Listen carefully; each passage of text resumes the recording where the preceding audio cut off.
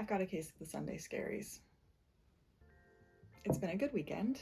I've done all of the chores and errands I needed to do, but it's just coming to an end too fast. I'm not really looking forward to work tomorrow, so I figured to distract myself, I would film a tutorial because I've been working on this Hexagon blanket this weekend, and I thought it would be fun to show you how to make one of these hexagons and even show you how I've been attaching it.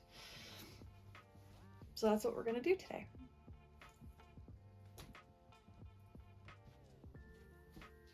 Oh yeah, welcome. My name's Kaitlin of Kaitlin Shares and/or Soft Things Studio. I'm a primarily fiber artist right now, but I like to dabble in a lot of things. So feel free to follow along on this channel to see what I get up to next.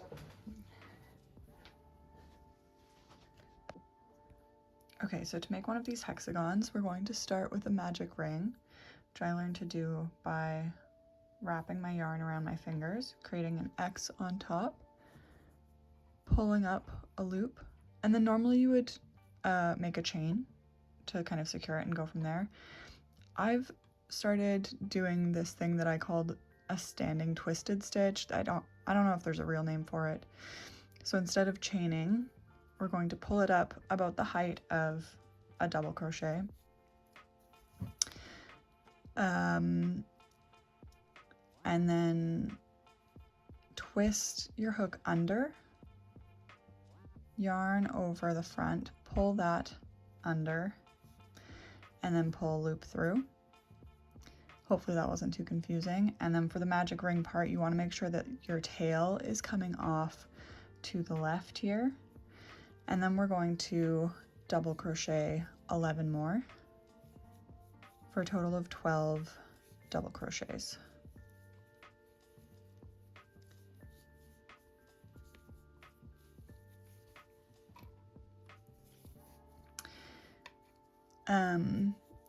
This is a very easy or beginner friendly pattern or tutorial, but if you need to learn how to do any of the basic stitches that I've used, there are lots of resources on YouTube. This is where I learned how to crochet. I don't think I'm the best person to teach you the basics, so feel free to pause, go find a good tutorial, and then come back to this would be my recommendation.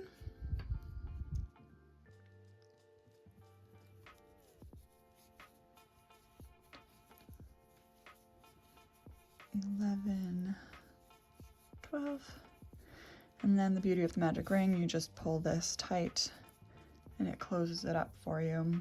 And then we're going to slip stitch into the very top of that standing twisted stitch. It can be a little bit hard to find the arms that we're going into. Sorry, my fingers are in the way. And it's not going to be perfect, so you're just going to try to get kind of the top of a stitch there, and then pull through and pull through a slip stitch. Okay, from here we're going to do another twisted standing stitch. So we're going to twist, yarn over, pull under, and instead of pulling through, we're going to yarn over, go through that space between your last two double crochets, pull up a loop, do that one more time. So we now have 1, 2, 3, 4, 5, 6 stitches, 6 loops on our hook. Pull through 5 of those, 2 loops on your hook, yarn over, pull through both, and then chain 1. So this is our first puff stitch. For a regular puff stitch, you're just going to yarn over, go in between the next space between your last 2 double crochet, pull up a loop, yarn over, duck under, pull up another loop, and do that one more time until you have 1, 2, 3, 4, 5, 6, 7 loops on your hook. Then pull through 6 loops, yarn over, pull through 2, and then chain 1. And that's your puff stitch. So we're going to do that all the way around, going in between each of the double crochets from the last row. Okay, so that finishes off our puff stitch round. gonna just chain one, and then we're gonna slip stitch into that first chain space over here. And then from here, our next round is kind of the more traditional granny hexagon clusters. So we're going to do another standing twisted stitch. It just looks like a tidier double crochet than the standard chain 2. Then we'll do a second double crochet, a chain 1, and 2 more double crochet in that same space. This is going to make up the first corner of your hexagon. And then in the next chain space, we'll do 2 more double crochet. And the next chain space is another corner, so 2 double crochet, a chain 1, and 2 more double crochet. I've got chain 1 spaces in all of the corners for this pattern, just because I find it makes a tighter hexagon in this case. Sometimes I'll do it for squares. A little less holy, a little more warm. It's a personal preference thing. If you wanted to do more for a looser hexagon, you could, but just make sure you keep it consistent throughout the pattern.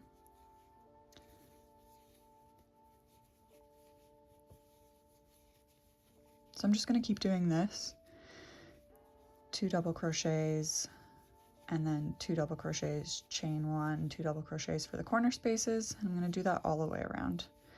And I will meet you at the end.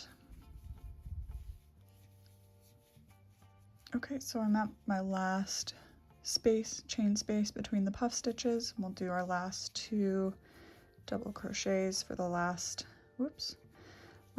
side of our hexagon. And then again, we will slip stitch into the top of our standing twisted stitch. So you can kind of see these 2 arms here.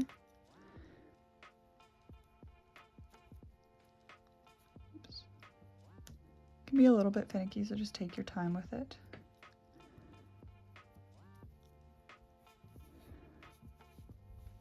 Okay, so we've slip stitch. So that's the first 3 rounds of our hexagon. And then the next round is all half double crochets. So you're going to chain 1, which does not count as a stitch, and then yarn over, go through the top of your last double crochet, pull up a loop, pull through all 3 loops. That's your half double crochet. Again, if you want tutorials on all of these stitches, the internet is a wonderful place. And then we're immediately at a corner. So we're going to half double crochet right into that corner, chain 1 for the corner for this round, another half double crochet, and then here, to me, this is the top of this double crochet, so we're just gonna half double crochet right in there. So it's kind of 3 stitches per corner for the half double crochet round, and we're just gonna go around and half double crochet in the tops of all of the stitches from our last round.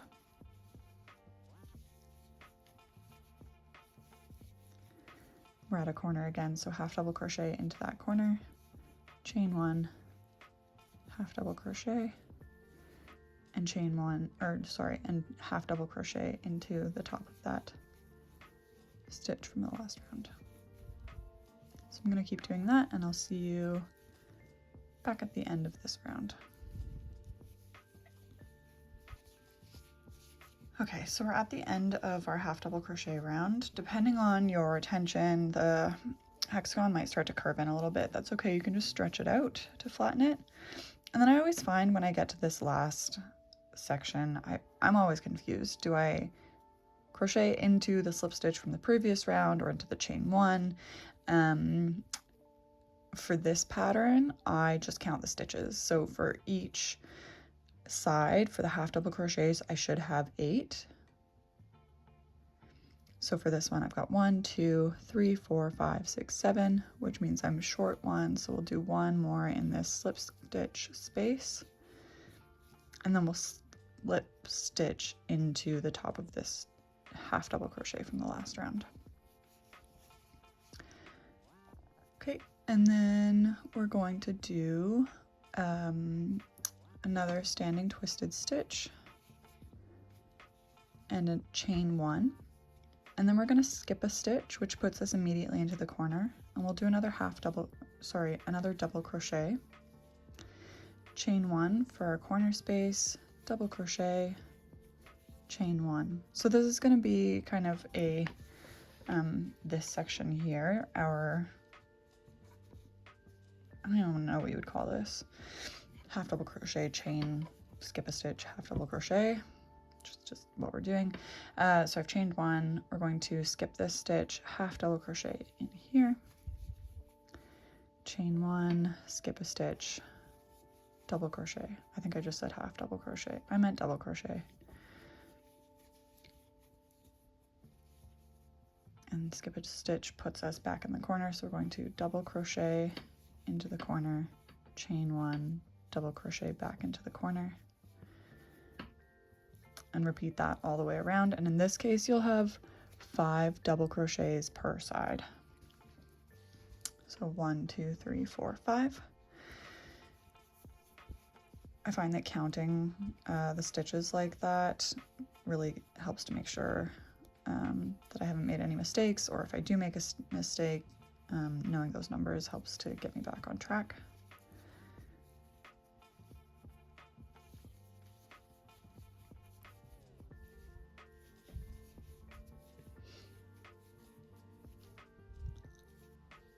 Okay, so we're at the end of this row. This row always seems a little extra spacey for some reason, but we're on track. We've got 1, 2, 3, 4, 5, and we will chain 1 again, and then slip stitch into the top of our standing twisted stitch.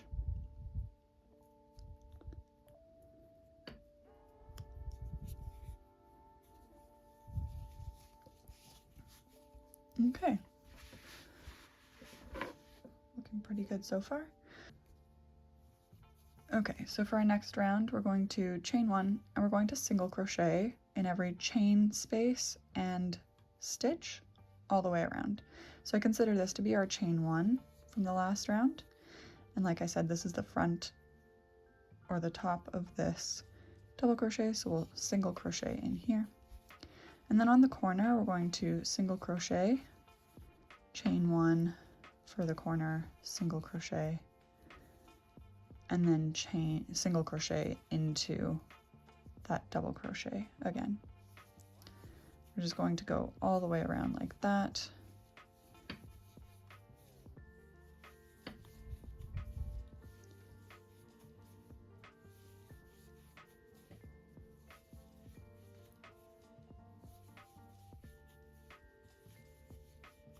Back in our corner, single crochet, chain 1, single crochet, single crochet. Okay, and I'm just going to do this all the way around, and I will meet you back at the beginning of our round. Okay, so we're almost back at the beginning of our single crochet round. I'm just going to count to make sure that I'm on track. So this round, the corners are a little bit tighter to see, so just be patient with yourself. Go slow. You can kind of see, well, you can see that these are the corners, and you can see that there is a bit of a space between our single crochets. So we've got 1, 2, 3.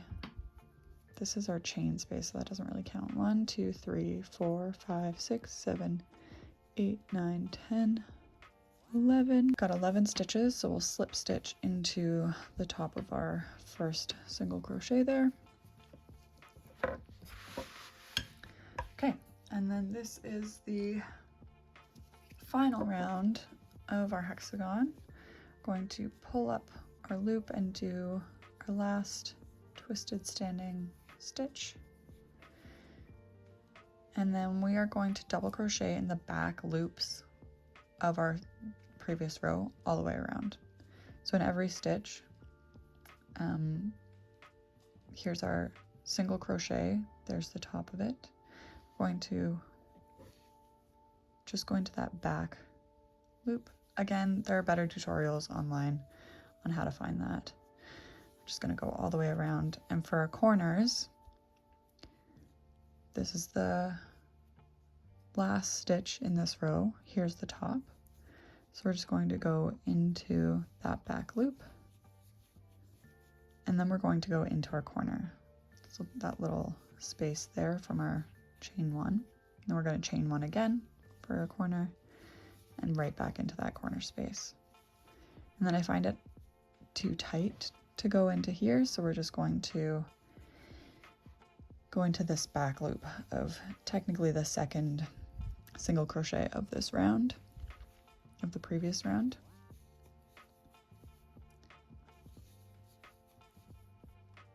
And I'll just do this all the way around. This row or round of double crochet, you should have 13 total stitches per side.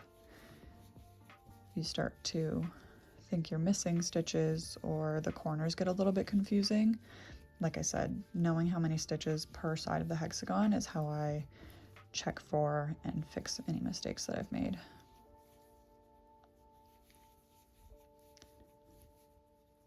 Okay, on the corner again, so we're going to go into this back loop, then into the chain one corner space, chain one, corner. You're going to do this all the way around.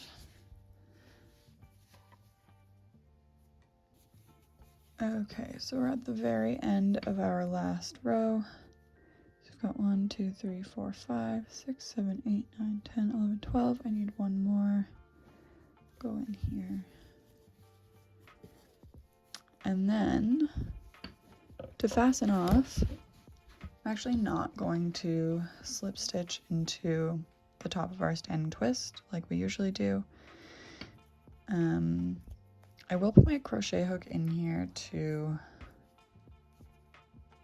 kind of create space sometimes.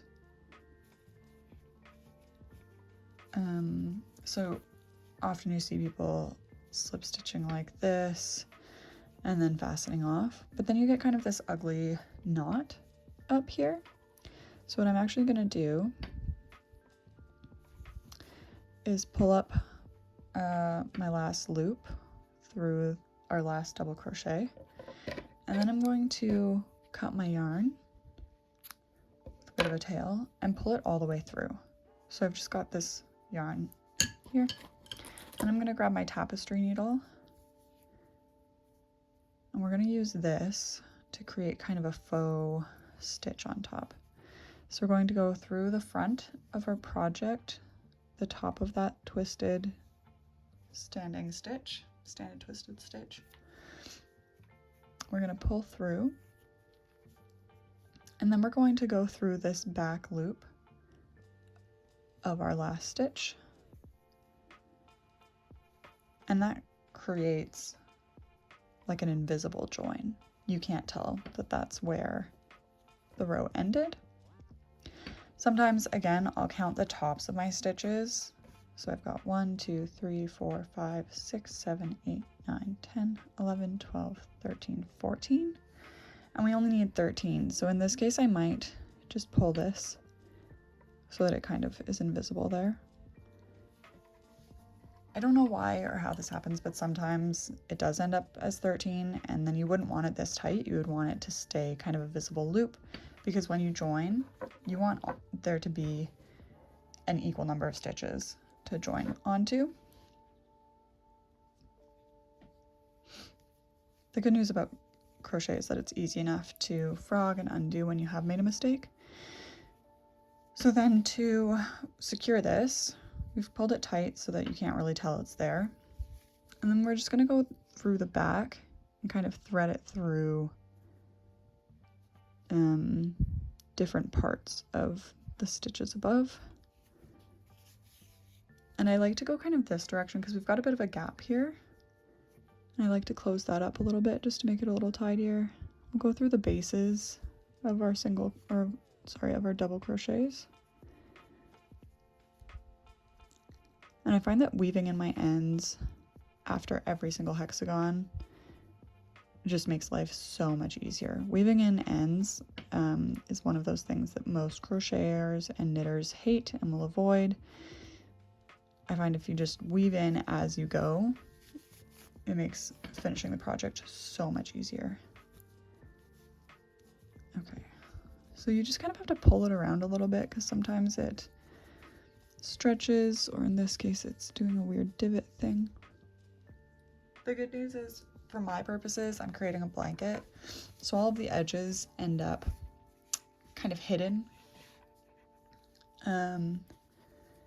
So it doesn't need to be perfect. Crochet is very forgiving that way. And then we'll just go back with our end to make sure it's really secure. It's personal preference. I find just going back and forth twice to be sufficient for my purposes. Some people say going in 3 directions. I'm kind of impatient, so I won't be doing that. Oops. But I like to make sure it's really secure. Okay, and then our middle tail from our original magic circle, just pull that tight. And again, we'll weave this in as well.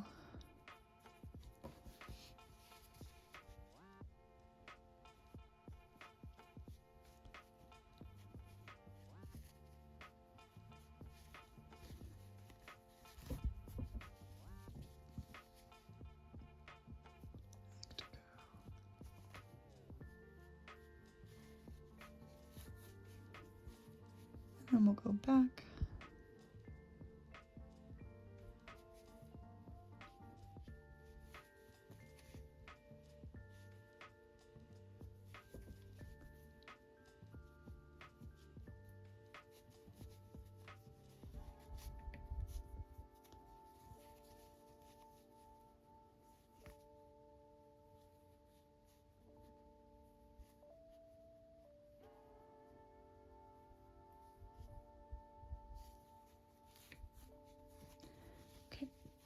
Feels good, and then I will just snip off my ends.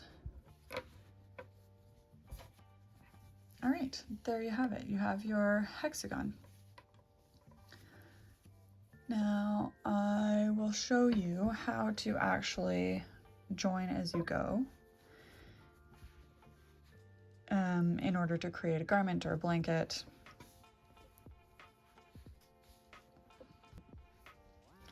Okay, so I've switched over to the color that's actually next in my blanket pattern.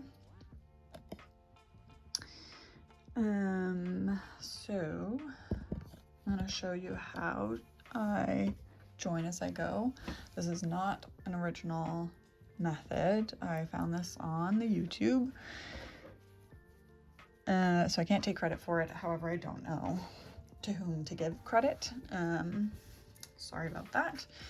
So I have my last double crochet. Okay, so first of all, we are attaching on 3 sides here. So I've crocheted until I've reached the corner of the last side. This is a half side that you can't really join as you go. So these 3 sides, I've got my last double crochet in this row. The next stitch is a chain. We're going to use that to attach to our blanket. So I've taken my project off the hook. I'm going to insert my hook in the corner of the attaching hexagon, and then I'm going to pull that loop through and then chain over this other hexagon. I hope I'm explaining this well. And then we're going to take our hook off again, insert into the back loop of this stitch here, and then put our working loop back on, pull through, and then double crochet into the corner and continue on with this brown row. And for each stitch, you will take your working loop off of the hook, insert into the back loop of your other hexagon, pull through, and then complete your stitch. It can be feel a little bit finicky the first couple times you do it, but once you get into a rhythm, it's not that bad. And I really like the finished effect of this join as you go method. It also is so much more secure than just sewing it together. Like, there's no way that this is coming undone. It's fully attached to the project. Okay, so I'm actually coming up to a spot where I've closed off this red orangey hexagon. So I'm just actually going to count my stitches to see if I need to crochet. Can you see this? If I need to crochet into my joining loop.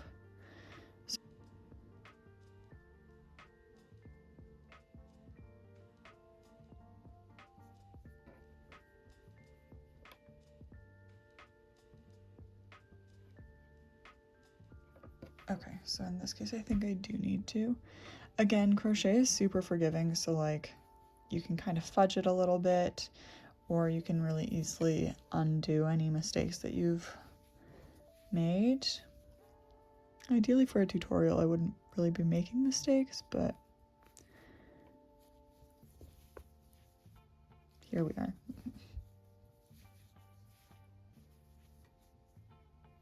Okay, so this is the last stitch before our corner, or yeah, last back loop stitch, and then we'll do a corner double crochet like we did before.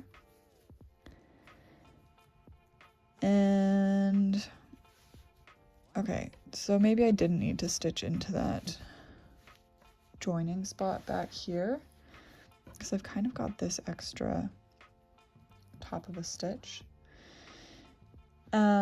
But like I said, crochet is super forgiving, so if we just pretend that didn't happen, nobody will know.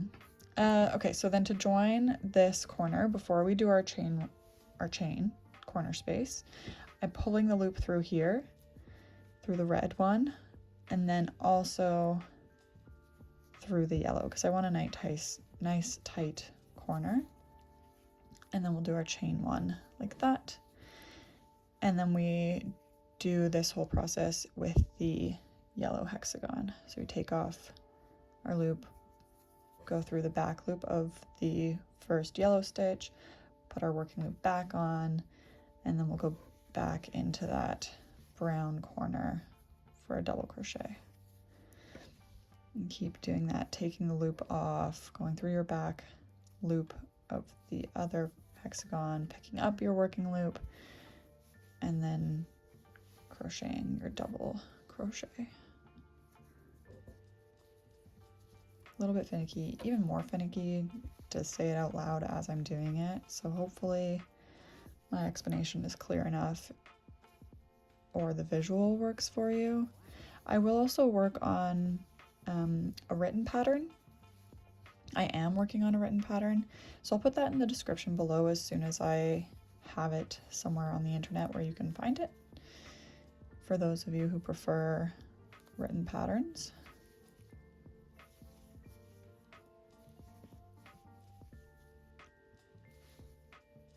Okay, in this case we're finishing perfectly the number of stitches. So this is our last single crochet in the corner, and then we'll do one more double crochet right into that chain one corner space, and then we will pull our loop through both corners of the already attached hexagons.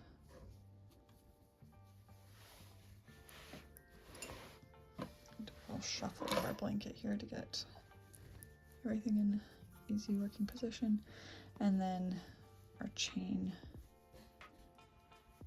and continue as we have been. So back loop, pull our working loop forward.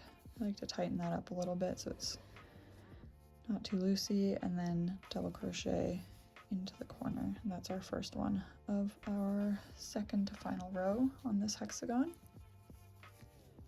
Okay, that's our last stitch, and then we'll do or chain one corner space through that other corner, just to keep everything nice and attached. And then we will finish this last partial row of our hexagon, fasten off like I showed you. And that's how you make a hexagon. Not your granny's hexagon is, I think, what I'm going to call it. And ultimately how to make a garment or a blanket or accessory of whatever it is you want to turn your hexagons into. All right, there you have it. Not your granny's hexagon and a not your granny's hexagon blanket.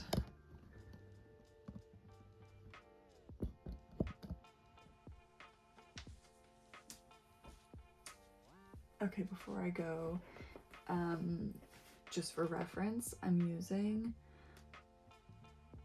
a medium yarn, number 4. Let me show you. Okay, so medium yarn and a 5.5 millimeter, or yeah, 5.5 millimeter crochet hook. Hopefully you can see these. You can really do this with probably any yarn. It will just change the shape and the size of your hexagon, but this is where I'm at so far with my blanket. So I feel pretty good about that. I'm excited to see how it turns out. It might take me another 3 years to finish, but that's okay. It's all part of the process. That's what crochet is for. Okay, thank you so much for joining me for this tutorial. I hope you enjoyed. If you have any questions, comments, concerns, requests, leave them in the leave them in the comments. Hit me up on Instagram. I'm at Kaitlin Shares or at Soft Thing Studio. Okay, have a good night. Bye.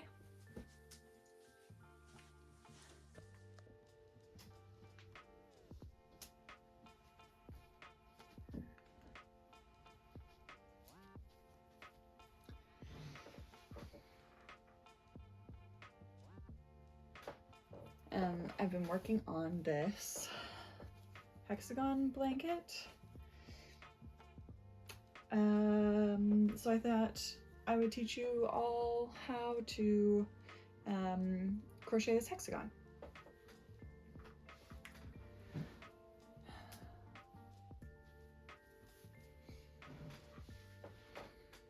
Got a case of the Sunday Scaries. Chloe. That was gonna be a good take. Chloe does too.